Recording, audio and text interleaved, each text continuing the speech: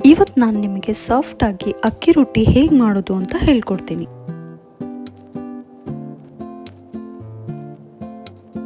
ಮೊದಲಿಗೆ ಒಂದು ಪಾತ್ರೆಗೆ 1 ಕಪ್ ನೀರು ಹಾಕ್ತಾ ಇದ್ದೀನಿ.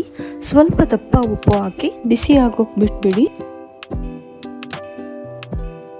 ಇಲ್ಲಿ ಒಂದು ಚಿಕ್ಕ ಬೌಲ್ಗೆ ಸ್ವಲ್ಪ ನೀರು ಮತ್ತು ಅಕ್ಕಿ ಹಿಟ್ಟು ಹಾಕಿ ಚೆನ್ನಾಗಿ ಮಿಕ್ಸ್ ಮಾಡ್ತಾ ಇದ್ದೀನಿ. ನೀರು ಚೆನ್ನಾಗಿ ಕಾದ್ಮೇಲೆ ಮಿಕ್ಸ್ ಮಾಡಿಟ್ಟಿರೋ ಅಕ್ಕಿ ಹಿಟ್ಟನ್ನು ಅದಕ್ಕೆ ಹಾಕಿ ಚೆನ್ನಾಗಿ ಗಂಟಿಲ್ಲದೆ ಇರೋ ಹಾಗೆ ಕಲಿಸ್ಬಿಡಿ. ಅದಕ್ಕೆ ಕೈ ಆಡಿಸ್ತಾನೆ ಇರಬೇಕು, ಇಲ್ಲಾಂದರೆ ಗಂಟಾಗ್ಬಿಡುತ್ತೆ. ನೀವು ಸ್ಪೂನಲ್ಲಿ ಬೇಕಾದರೂ ಮಾಡ್ಬೋದು ಅಥವಾ ಮುದ್ದೆ ಕೋಲ್ ಬೇಕಾದರೂ ಯೂಸ್ ಮಾಡ್ಬೋದು. ಅದೆಲ್ಲ ಚೆನ್ನಾಗಿ ಕುದಿ ಬಂದಮೇಲೆ 1 ಕಪ್ ಅಕ್ಕಿ ಹಿಟ್ಟು ಹಾಕಿ ಚೆನ್ನಾಗಿ ಮಿಕ್ಸ್ ಮಾಡ್ತಾನೇ ಇರಿ, ಇಲ್ಲ ಅಂದರೆ ಗಂಟಾಗ್ಬಿಡುತ್ತೆ.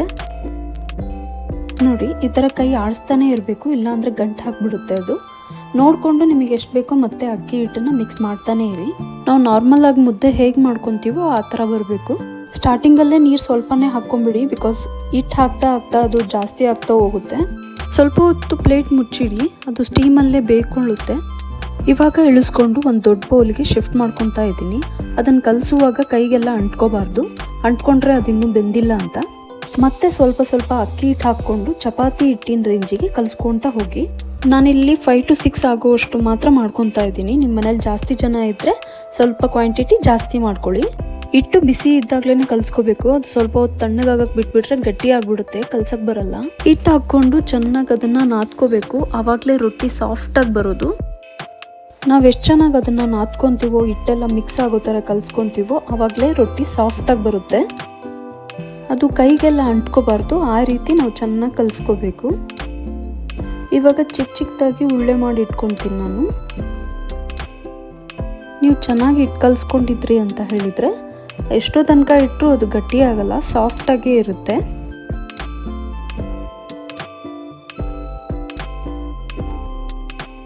ಇವಾಗ ಸ್ವಲ್ಪನೇ ಹಿಟ್ಟು ಹಾಕ್ಕೊಂಡು ನಾವು ಚಪಾತಿ ಹೇಗೆ ಉದ್ದುತ್ತೀವೋ ಅದೇ ಥರನೇ ಮಾಡ್ಬೋದು. ಎಲ್ಲೂ ಹರಿದೋಗಲ್ಲ, ಕಟ್ಟಾಗಲ್ಲ. ಇದು ನಾವೆಷ್ಟು ಅಗಲ ಬೇಕಾದರೂ ಮಾಡ್ಕೋಬೋದು. ಇದೇ ಥರನೇ ಒಂದೊಂದಾಗಿ ಎಲ್ಲ ರೊಟ್ಟಿಗಳನ್ನು ಉದ್ಕೊಂಡು ಇಟ್ಕೊತೀನಿ. ಫಸ್ಟ್ ಟೈಮ್ ಮಾಡ್ತಾ ಇರೋರಾದರೆ ಇದೇ ಥರನೇ ಉದ್ದಿ, ಕೈಯಲ್ಲಿ ತಟ್ಟೋಕ್ಕೆ ನಿಮಗೆ ಕಂಫರ್ಟಬಲ್ ಆಗಲ್ಲ.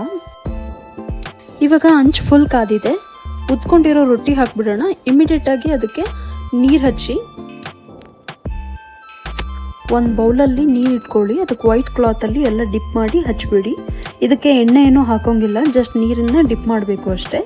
ಎರಡು ಕಡೆ ತುಂಬ ಹೆವಿ ಬೇಯಿಸ್ಕೊಳ್ಳೋ ನೆಸೆಸಿಟಿ ಇರಲ್ಲ ಇದು, ಯಾಕಂದರೆ ನಾವು ಆಲ್ರೆಡಿ ಇದನ್ನು ಬೇಯಿಸಿರ್ತೀವಲ್ಲ. ಸೊ ಲೈಟಾಗಿ ಬೇಯಿಸ್ಕೋಬೇಕಷ್ಟೆ. ಒಂದು ಸಾಫ್ಟ್ ಕ್ಲಾತಿಂದ ರೊಟ್ಟಿನ ಪ್ರೆಸ್ ಮಾಡ್ತಾ ಬನ್ನಿ, ಆವಾಗ ಅದು ಊದ್ಕೊಳ್ಳುತ್ತೆ ಪೂರಿ ಥರ.